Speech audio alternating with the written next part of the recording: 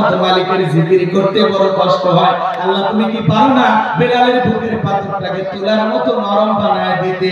হযরতে বেলাল দোয়া করতে দেরি, আসমানের মালিক আল্লাহ দোয়া কবুল করতে দেরি করে নাই। বেলালের বুকের পাথরটাকে আমার আল্লাহ তুলার মতো নরম বানিয়ে দিয়েছে। এবার হযরতে বেলালের নিঃশ্বাসের সাথে পাথর ওঠে আর নামে। পাথরকে তুলা বানানোর ক্ষমতা কার? আল্লাহ। খালি ভণ্ডপীর পায়ে গান গায় না।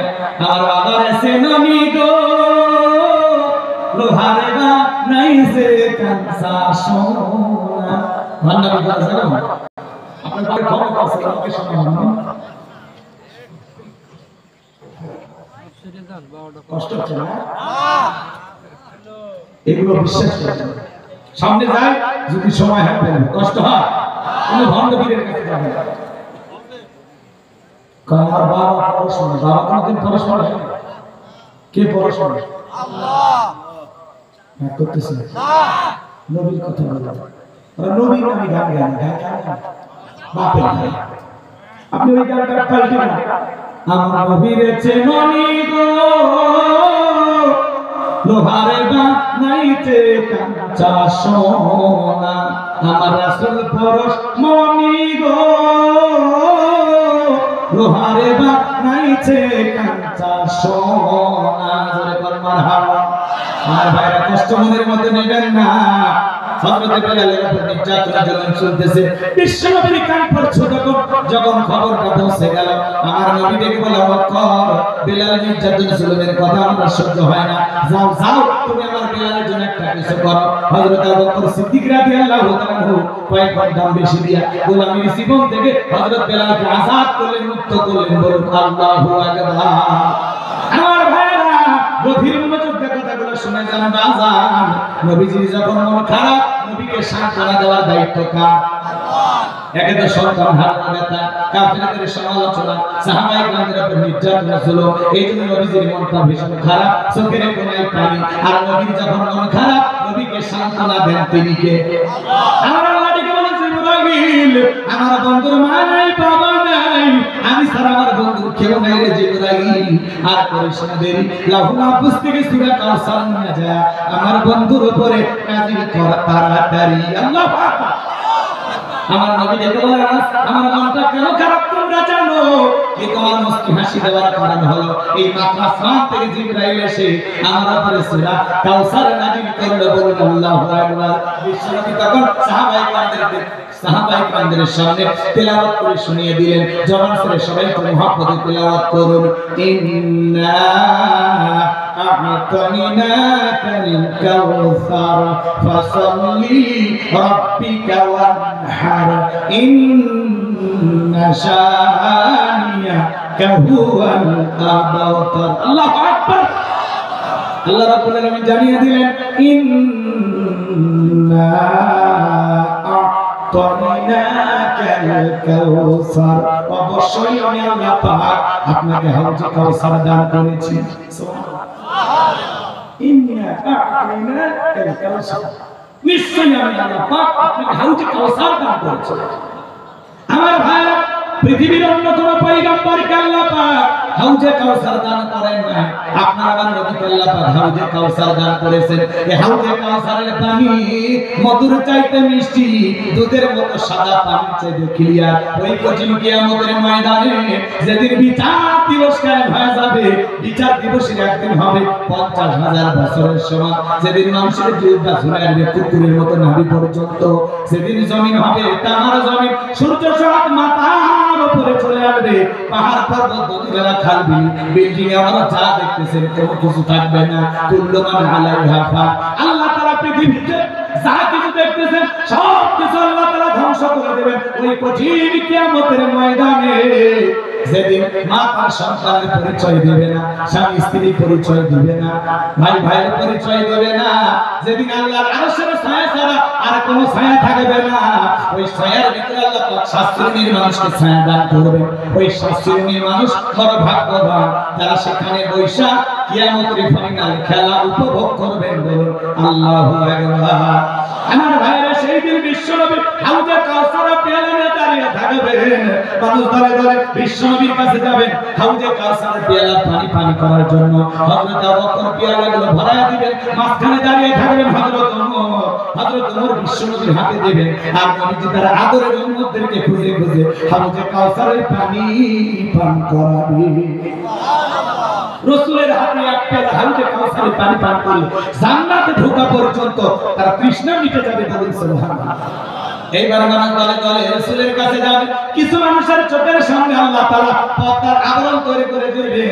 আমার নবী তখন দেখে বলবেন, আল্লাহ সংখ্যায় আমি আমার অনেক উম্মতকে দেখতে পাইলাম, কেন জানি সংখ্যাটা কমে গেল বুঝতে পারলাম না।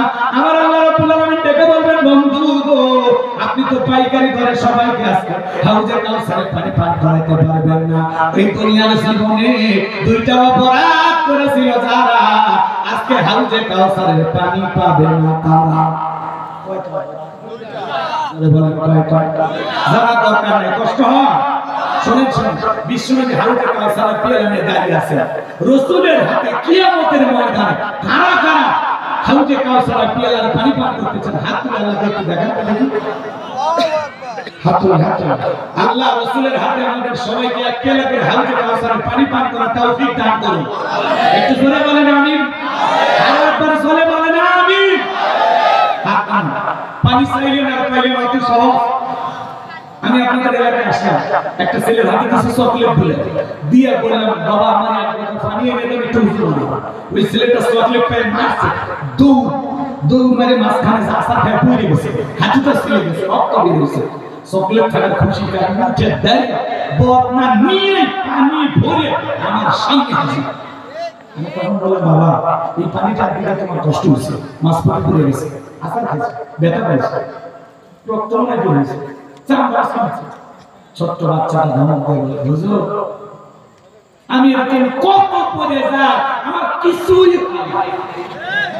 হাতে আছে চকলেটের খুশির ঠেলায় ব্যথাকে ব্যথা মনে করতেছে না। কঠিন কিয়ামতের কঠিন দিনে রাসূলের হাতে এক পেয়ালা হাউজে কাউসারের পানি যদি জুটে যায়, আর আল্লাহর আরশের নিচে যদি ছায়া থাকে জুটে যায়, কিয়ামতের কঠিন দিন তার কাছে কঠিন মনে হবে না, আল্লাহ সহজ করে দিবেন। বলুন সুবহানাল্লাহ। আর এই দুইটা জিনিস যারা পাবে তারা জান্নাতি, তাদের আর কোনো সন্দেহ। সুবহানাল্লাহ। পানি চাইলেন না খাইলেন, একটু কষ্ট করা লাগবে না? ঠান্ডা পানি দিয়ে জীবনে মালিককে সিজদা দিতে হবে।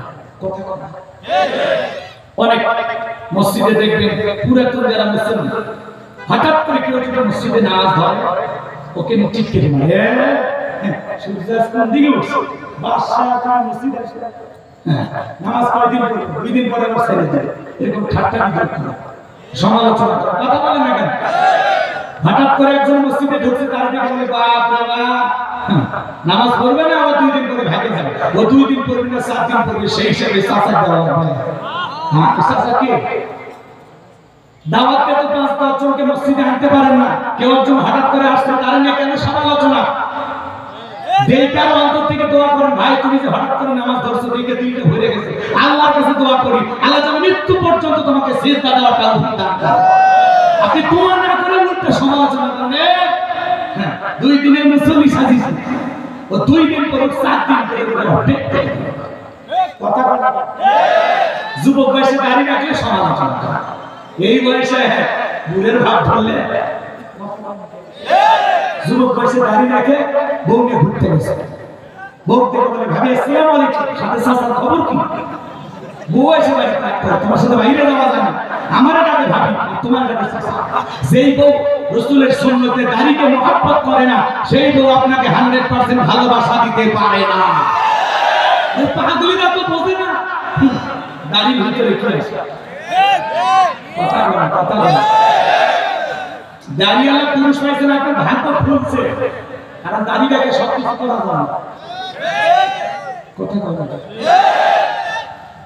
দাড়ি রাখছে মানে আপনার স্বামী ক্লিয়ার একজন মানুষ, নির্ভেজাল।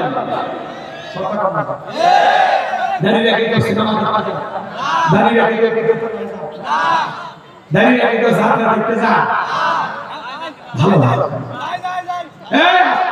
2-1 জন যায়। হাইব্রিড দাড়ি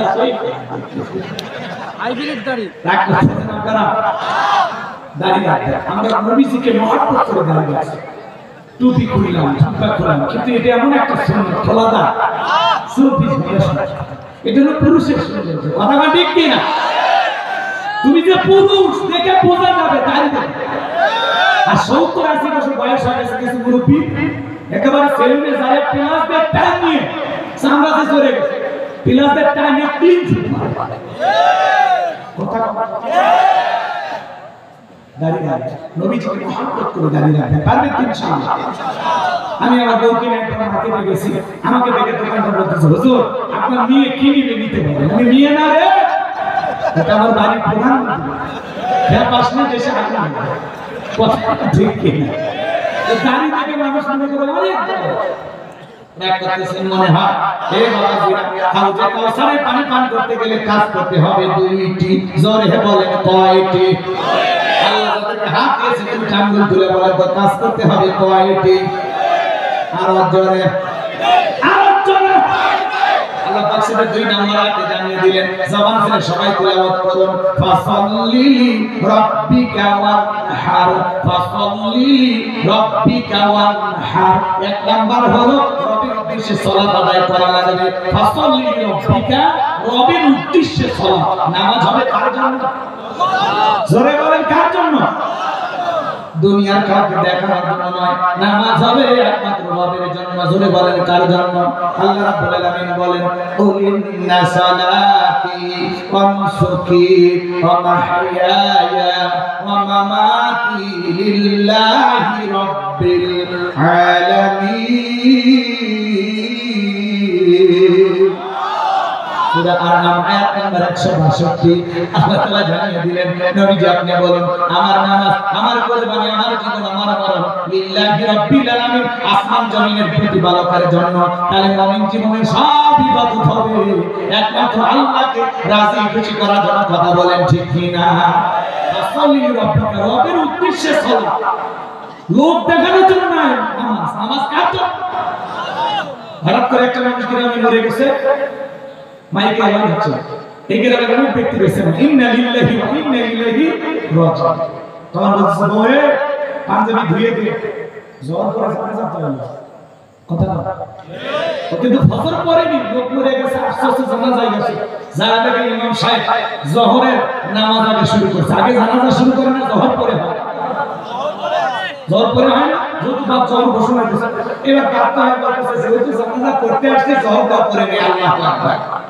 কথা না ওর কিন্তু জোহরের নামাজ পড়ার উদ্দেশ্য না উদ্দেশ্য ছিল জানাজা পড়া কথা কম এজন্য আমি আমার ওয়াজি বলি এই দেশে নামাজে আছে 5 রকমের কয় রকম 5 ধরনের একটা হলো পাঁচের আরেকটা হলো সাতের আরেকটা হলো ঠাটের আরেকটা হলো খাটের আরেকটা হলো ভোটের বুঝছো না 5 ওয়াক্ত সালাত যারা আদায় করে এরা হলো খাঁটি মুসলিম 5 ওয়াক্ত সালাত যারা আদায় করে কথা কথা তার মানে এরা খাঁটি মুমিন বান্দা যারা 5 ওয়াক্ত সালাত আদায় করে এক ওয়াক্ত কাজা করে না ছেড়ে দেয় না কথা আর সাতের মুসল্লি কারা 7 দিন পরে পরে জুমার নামাজ পড়ে যায় মসজিদে যা বালু খোঁজো হুজুর কি করেন